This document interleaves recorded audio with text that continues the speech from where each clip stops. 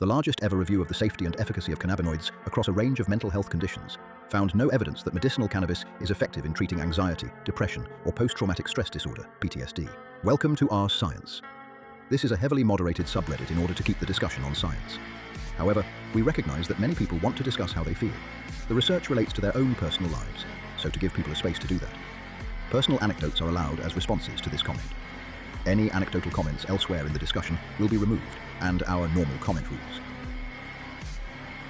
www.reddit.com/r/science wiki rules/wiki comment rules apply to all other comments.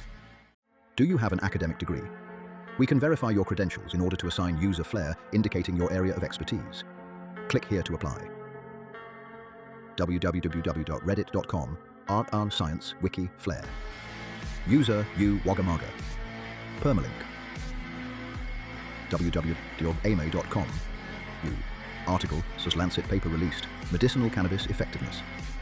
I am a bot, and this action was performed automatically. Please contact the moderators of this subreddit.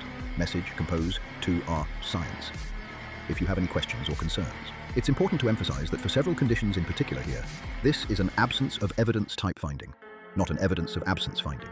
They don't find evidence against cannabis helping in most cases. They just don't find evidence for it either. This is especially the case with anxiety. Per their results, people taking cannabis for anxiety in these trials had outcomes nearly 2 standard deviations better than those in the control groups. That is enormous. More than 6x the benefit of antidepressants for depression. However, this figure has very wide confidence intervals, crossing 0, meaning they can't say for sure it's a real difference and not just a fluke. Super wide confidence intervals tell you something. The sample size is very small, so the actual finding here for anxiety is effectively, my words, appears to help a lot, but we can't say that with confidence because the trials are tiny. The take-home for this should be run more, larger trials, not this doesn't work. The same is true to a lesser extent with the sleep disorder findings.